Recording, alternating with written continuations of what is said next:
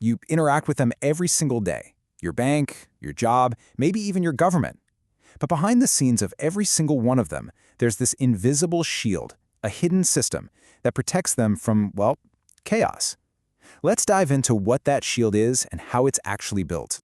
It kind of sounds like the setup to a really weird joke, doesn't it? But the answer is deadly serious. They are all massive risks that can bring an entire organization to its knees. And the thing is, they come from every possible direction. I mean, you've got your external threats, right? Like a hacker breaking into a university's computer system to change grades. That's a direct attack on the very integrity of the whole institution. Then you have risks that come from the absolute top. A CEO bribing a politician? That's not just unethical. It's a huge risk that can completely destroy a company's reputation and its future. Threats also bubble up from inside the organization itself. Just imagine an employee creating fake companies and then paying them with real company money that goes straight into their own pocket.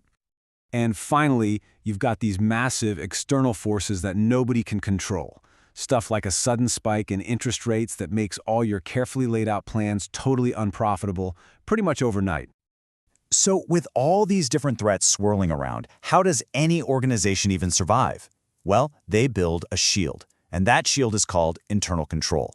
You know, when you hear about those massive corporate scandals, think Enron or Wells Fargo, it's almost always because of a catastrophic failure of this exact shield. Now, what's really fascinating about this definition is that internal control isn't some binder on a shelf or a single piece of software. No, it's a living, breathing, ongoing process. And it's carried out by people. We're talking everyone, from the board of directors all the way down to the newest intern. And here's a super crucial point. No system is perfect. The goal isn't to get rid of every single risk out there. That's flat out impossible. It's all about providing reasonable assurance. And this is a key business trade-off, really.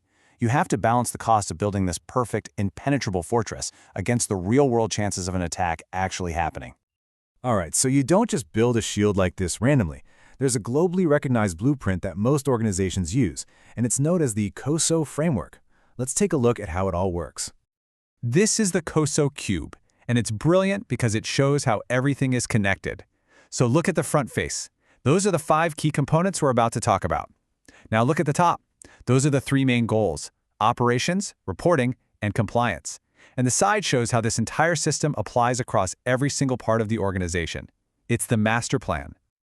To make sense of those 5 components on the front of the cube, there's a fantastic little memory trick. The acronym CRIME. It's kind of perfect, right? Controls are there to stop crime. So let's break down what each letter actually stands for. Now we're going to break down crime, but we're actually going to start with E for control environment, because honestly, it is the foundation for everything else. This is the company's culture, that tone at the top you hear about. Does leadership walk the talk on ethics? Is there real oversight? If this environment is weak, the whole shield is just going to crumble. And let's move on to R for risk assessment. This is where the organization proactively looks for danger. I mean, you can't protect yourself if you don't even know what you're up against, right? So this means identifying all those threats, both inside and out, that could stop you from reaching your goals. And assessing risk isn't just a guessing game. There's a surprisingly simple logic to it. You just have to ask 2 questions. First, how bad would the damage be if this happens? That's the severity. And second, what are the chances it will happen? That's the likelihood. You multiply those 2 together and bam, you know which risks you need to worry about the most. Just look at this example for a system getting hacked. A minor breach is almost guaranteed to happen, but the impact is pretty low. On the other hand, somebody actually altering your data is very unlikely, but oh man, the consequences would be a total crisis.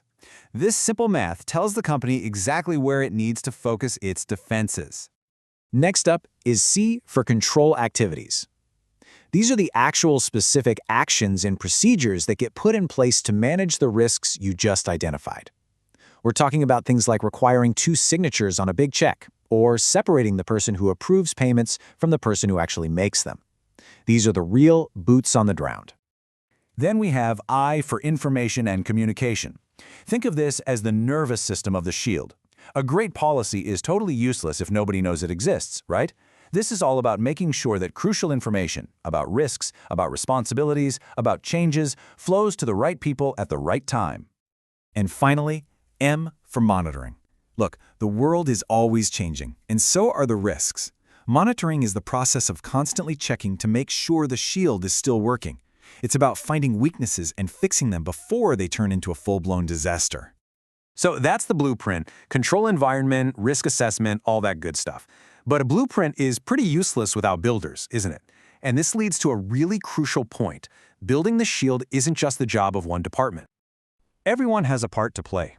Sure, at the top you have the board providing oversight and management setting the tone. But look at the foundation. It's made up of everyone else. They are the ones performing the day-to-day control activities that make the whole thing strong. A simple action, like a warehouse worker double-checking a shipment count, that is a control activity. If they don't do it, the inventory records are wrong and the entire reporting structure gets weaker. And this, right here, is really the key takeaway. From the CEO all the way to the frontline employee, every single person is a part of the shield. It's a shared responsibility that really holds the entire organization together. So, we've seen the blueprint and who's responsible for building the shield. Let's zoom out one last time and just remember why it's being built in the first place. What is this whole system trying to achieve? Well, it all boils down to 3 core goals. First is operations, basically just running the business effectively and protecting its assets. Second is reporting, making sure the numbers you report to the outside world are true and trustworthy so investors and banks can actually rely on them. And third is compliance, which is simply following the rules and not breaking the law. If a company can nail these 3, it's really built to last. So we've just unpacked the secret shield that protects almost every organization you know, which leaves me with one final question for you to think about. Whether it's at your job, in a club you're a part of, or even just in your personal life, what's the biggest risk that you're not managing?